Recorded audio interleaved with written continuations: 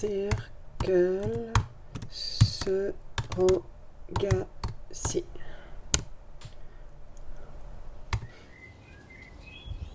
9-month babysitting job with parents waiting to get their baby back. D'accord, donc la mère porteuse est une babysitter qui garde l'enfant pendant 9 mois avant de le rendre à ses parents comme une instite rend les gamins à la fin de l'année scolaire. Donc quand le bébé naît, il voit 2 kidams tout juste débarquer de leur avion et il dit « Ah, enfin, mes parents !» Their attachment is to the intended parents they are helping. They envision the special moment when parents meet their baby. La mère porteuse ne s'attache pas à l'enfant qu'elle porte, mais comme elle n'a pas un cœur de pierre non plus, elle s'attache aux parents qui ont fait la commande de l'enfant. Donc on ne savait pas que c'était des bébés. Et toute l'oxytocine, qui est l'hormone de l'attachement, n'est pas sécrétée par le bébé, mais par l'anticipation et l'image mentale des 2 commanditaires qui récupèrent le bébé à la sortie. Gestational surrogates have no biological connection to the baby they carry. Their DNA, that is their eggs, is not used to create the embryos. Là, ça veut dire que les mères porteuses gestationnelles n'ont pas de lien biologique, là c'est écrit en gras, avec l'enfant qu'elles portent. Leurs ovocytes, donc leur ADN, n'est pas utilisé dans la création de l'embryon, avec pas en majuscule. Alors ça va mériter quelques développements.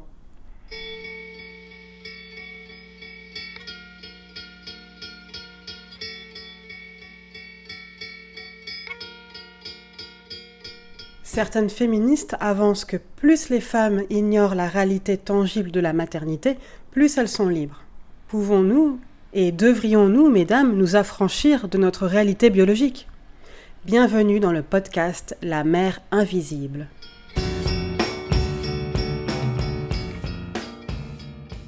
La possibilité de la GPA donne une nouvelle définition à la maternité. Dans nos sociétés, on ne se pose pas de questions. La mère d'un enfant est la femme qui a accouché de cet enfant. C'est le mater semper certa est, qu'on pourrait traduire par « on est toujours certain de qui est la mère ». C'est un principe irréfragable du droit romain dont nous avons hérité. Le nœud du débat autour de la GPA, c'est l'affrontement entre 2 définitions de la maternité. Dans la première définition, on va dire traditionnelle, la mère est la femme qui accouche. Si elle décide d'accoucher sous X, avec un délai de réflexion de 2 mois, le lien de filiation n'est pas établi et l'enfant devient pupille de l'État. Là, il est pris en charge par les services publics et il sera remis à des parents adoptifs. Ce qui est intéressant pour nous, c'est que au moment de cette procédure, les parents adoptifs et la mère biologique ne se connaissent pas. Il est impossible que ces personnes se concertent. Et c'est fondamental. Ce qu'il faut, c'est empêcher qu'une femme remette son enfant à des personnes qu'elle connaît ou à des personnes qui l'ont contacté dans ce but. Il faut vraiment qu'il y ait l'intermédiaire de l'État, comme un sas, qui fait que la femme qui accouche et qui abandonne son enfant, parce qu'elle est obligée, et les personnes qui ensuite vont adopter cet enfant, surtout, ne sont pas des personnes qui se connaissaient avant et ne se connaîtront pas, n'auront pas connaissance de l'identité des uns et des autres. Et c'est vraiment ça qui est important. On pourrait penser que ce serait une meilleure chose que ces personnes se connaissent.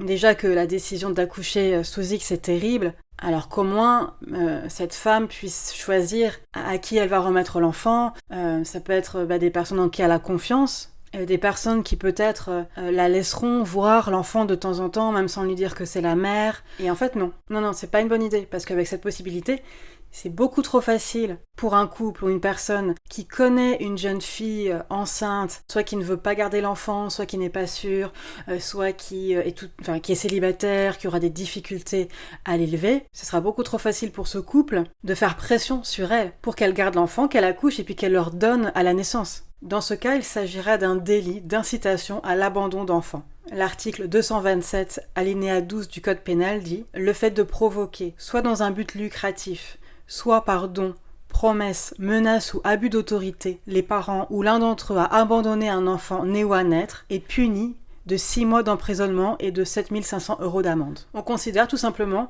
qu'il est grave de séparer une mère de son enfant, que c'est quelque chose de très grave, parce qu'il y a un lien organique entre une mère et l'enfant qu'elle a porté, qu'elle a mis au monde, et que ce lien organique ne peut être rompu que par la mère dans une situation de détresse où elle se sera résolue à accoucher sous X, évidemment de façon pas planifiée, pas prévue à l'avance.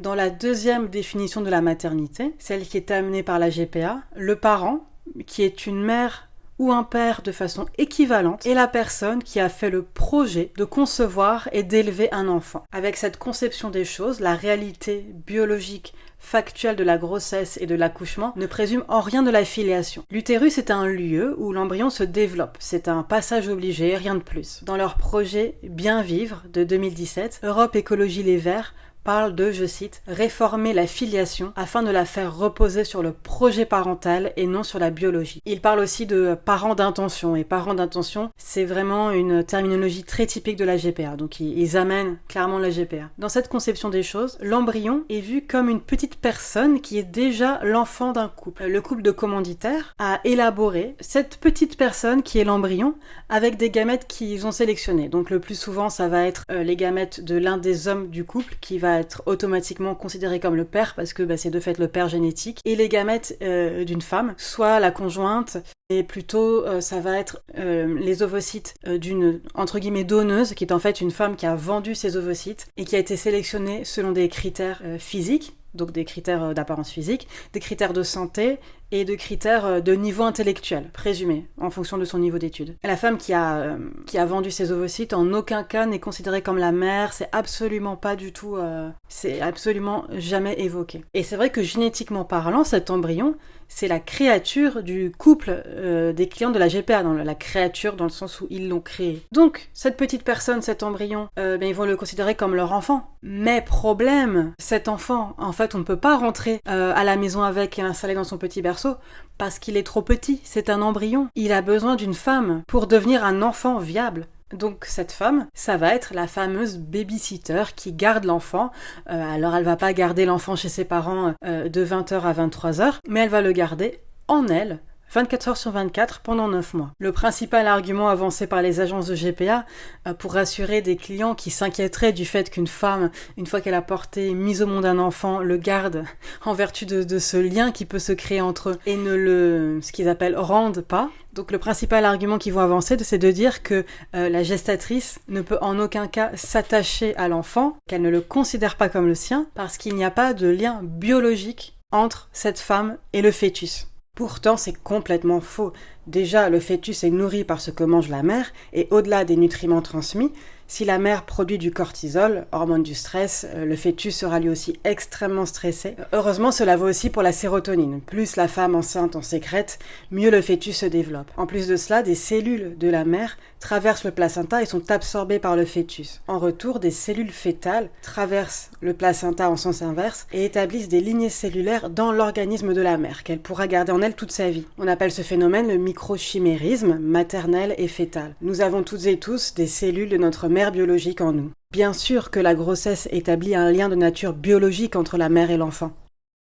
Il y a un autre discours sur la GPA qui est porté en France par Elisabeth Badinter ou par Marcella Yacoub, qui reconnaît la réalité biologique de la grossesse et de l'accouchement, mais qui refuse que cette réalité biologique représente un critère pour définir la maternité. Marcella Yacoub est juriste et chercheuse au CNRS, et en 2004, elle a publié l'essai L'Empire du ventre, à propos d'une toute-puissance arbitraire de l'utérus dans la définition de la maternité. Selon elle, la biologie est une contrainte et il faut s'affranchir des contraintes. Il faut que chaque personne décide si et comment elle devient parent. Le ventre a trop de pouvoir dans la définition de la parentalité, selon Marcella Yacoub. Pour elle, le mater semper certa est est, je cite, un droit archaïque fondé sur les servitudes du sang plutôt que sur la liberté des personnes. Il y a une supériorité de la volonté abstraite d'un couple qui signe un contrat avec une agence sur la basse matérialité de l'accouchement. C'est la supériorité de la culture sur la nature, de la raison sur les émotions. Nature comme émotion sont un donné incontrôlable. Au contraire, il faut maîtriser son destin, comme on dompte la nature. Et elle relativise cette définition de la maternité par le recours à l'histoire. Elle dit que ça n'a pas toujours été le cas. Comme ça n'a pas toujours été le cas, eh bien c'est pas forcément valable, c'est une forme de relativisme culturel. Ici, en l'occurrence, Elle cite le Code civil de 1804, qui serait supérieur à notre législation actuelle dans ce domaine.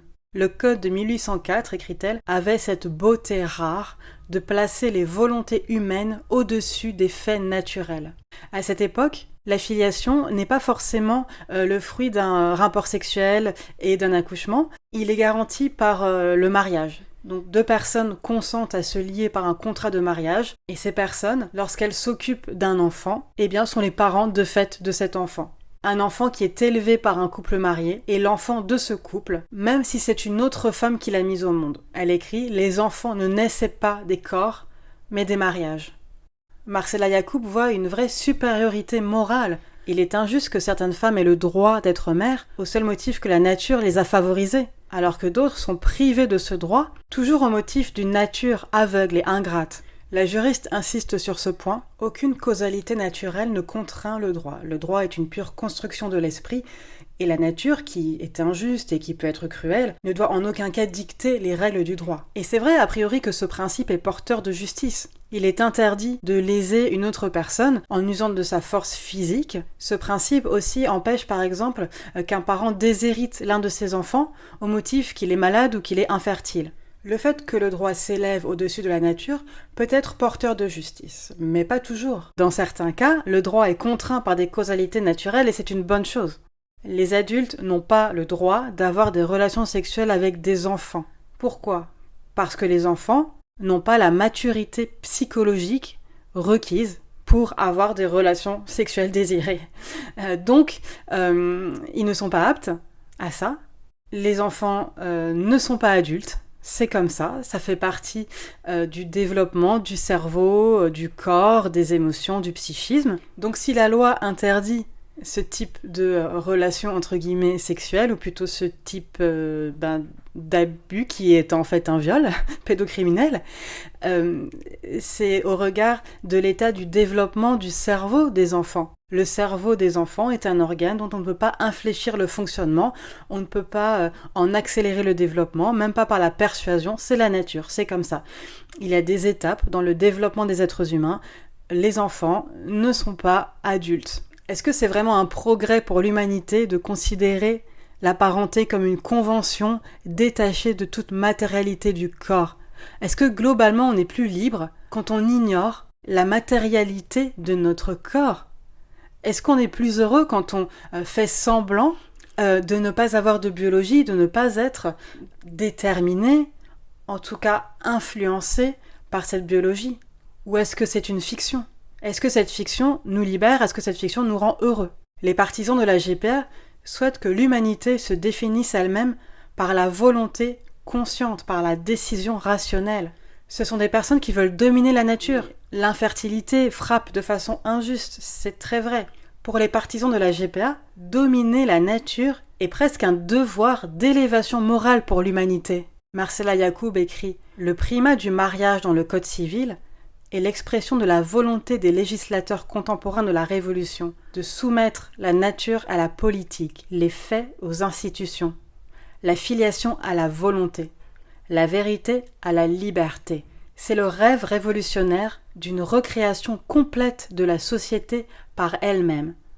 Cette ambition de fonder l'ordre social sur un contrat politique et non plus sur quelque droit naturel ou divin. Le fait d'ignorer la réalité de l'accouchement dans un couple marié implique qu'une femme puisse s'attribuer un enfant dont elle n'a pas accouché.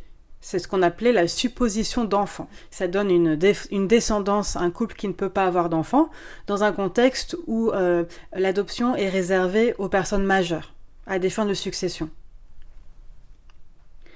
Donc un couple infertile peut avoir un enfant, peut lui léguer ses biens, d'accord ? Mais cet enfant, d'où est-ce qu'il vient, finalement ? Si ce n'est pas sa mère officielle qui l'a mise au monde, qui l'a mise au monde ? On suppose que quelque part, il y a une femme qui a accouché de cet enfant et qui l'a remis à un couple marié. Cette femme est peut-être mariée, peut-être célibataire. On suppose qu'elle a consenti à le céder. Mais dans un contexte où la contraception et l'avortement sont interdits, sur quelle base est-ce qu'une femme cède son enfant à un couple ? Donc, ce qui permet cette supposition d'enfant par les couples mariés n'est pas du tout abordé. Enfin, c'est abordé, mais dans une note de bas de page.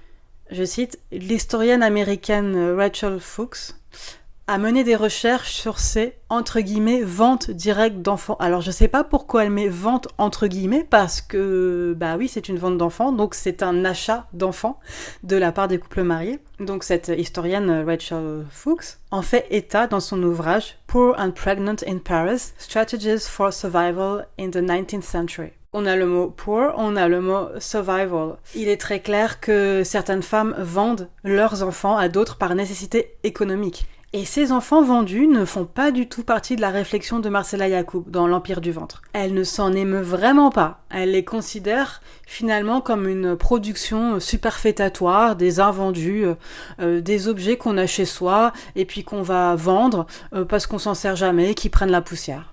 La question du désir et de la reconnaissance d'un lien de filiation qui repose sur la décision rationnelle prend vraiment toute la place. On en oublie le fait qu'une femme peut souffrir de devoir vendre son enfant parce qu'elle ne peut pas matériellement l'élever. On peut pas parler d'un modèle vertueux en fait. C'est la même chose avec la GPA, d'accord, des couples infertiles vont avoir un enfant et vont l'élever et vont s'en occuper, d'accord, mais en face, on a une femme qui a accouché et qui a remis son enfant. Et cette femme, qui elle est, pourquoi est-ce qu'elle fait ça? On dirait que ces considérations n'ont aucune importance. En plus, là, Marcella Yacoub se pose pas la question de savoir s'il y a une transaction ou savoir si ce couple marié a demandé à une femme fertile de leur faire un enfant avec une pression financière. La maternité est vraiment une vue de l'esprit. L'enfant n'est pas une personne qui est en lien avec la femme qui l'a mise au monde, l'enfant n'est pas une personne qui a une mère quand il naît, mais c'est vraiment un objet dont on peut se détacher sans douleur. Il peut circuler indifféremment des bras d'une femme à ceux d'une autre femme. Dans la deuxième moitié du XXe siècle, le ventre maternel retrouve son rôle de fondement de la filiation. On retrouve la mère et la femme qui a accouché. Et Marcella Yacoub y voit un retour en arrière vers l'obscurantisme de l'ancien régime. Et dans ce genre de discours, un retour en arrière est toujours mauvais, parce que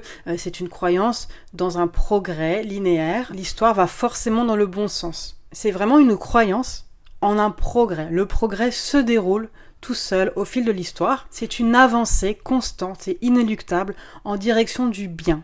Il faut se féliciter de tout changement, vu que tout changement est une avancée vers l'avenir, donc vers une amélioration. Et retour en arrière, ou même conservatisme, est forcément mauvais. Selon Marcella Yacoub, comme selon Elisabeth Badinter, la GPA est féministe, car elle affranchit les femmes des contraintes imposées par leur biologie. Déjà, les femmes peuvent décider d'avorter ou bien d'accoucher sous X. C'est la preuve qu'elles ne sont plus assujetties aux grossesses imposées. Le fait de tomber enceinte n'oblige pas une femme à devenir mère. Donc la maternité est déjà libérée des contraintes de la nature. Tomber enceinte n'impose plus de devenir mère. À l'inverse, selon ce raisonnement, un couple doit pouvoir devenir parent sans passer par l'accouchement de la femme du couple. La GPA est le prolongement du fait de décorréler la maternité du processus biologique de la grossesse. Or, il n'y a rien de féministe, déjà dans le fait de nier le lien entre une mère biologique et son enfant, et par ailleurs, il n'est pas non plus féministe de créer un rôle possible de mère porteuse pour les femmes.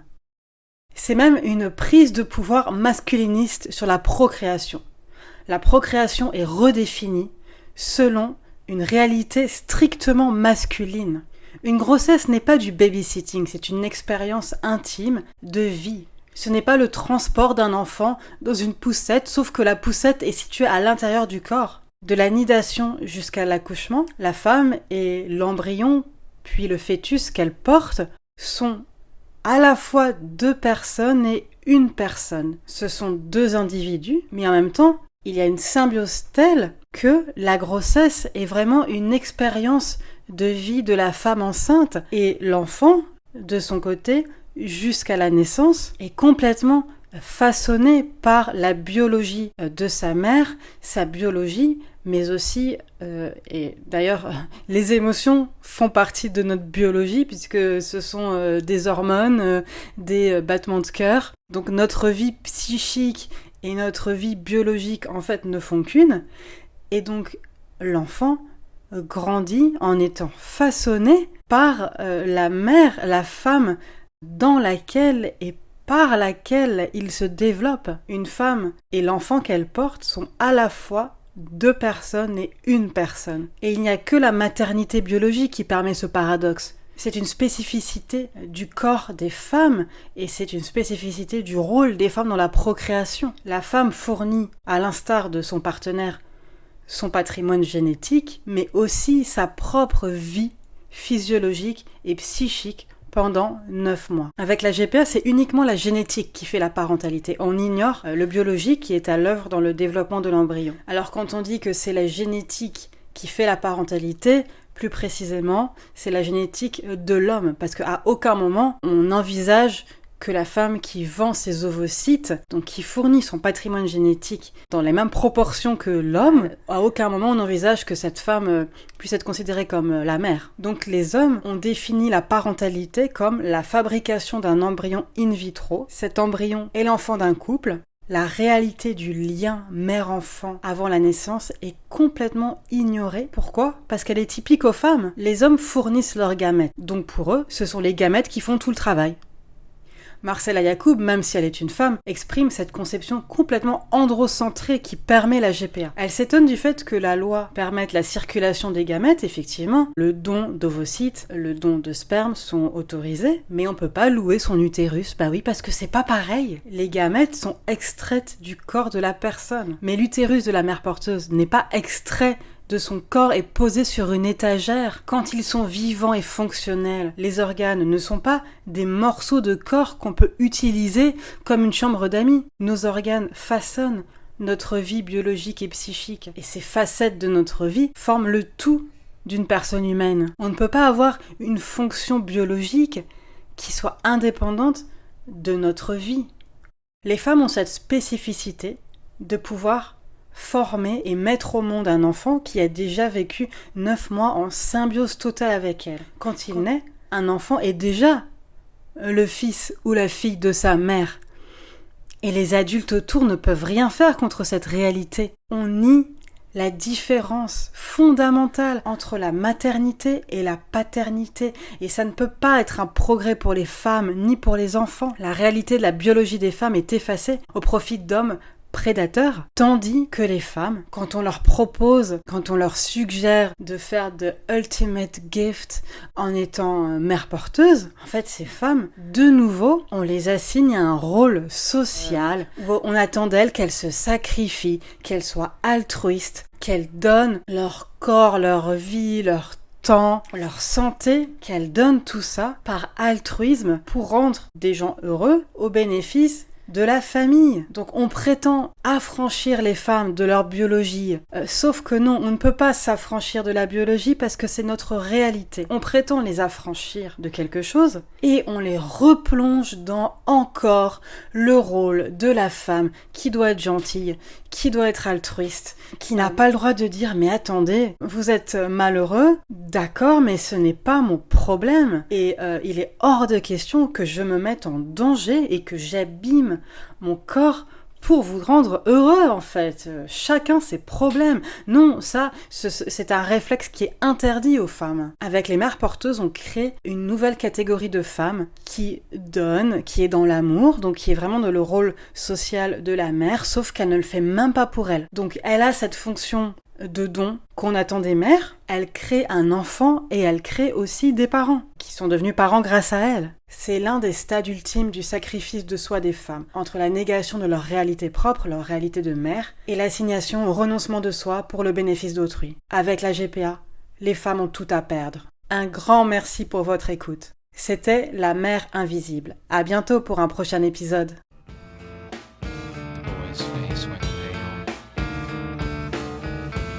He recognized the sound.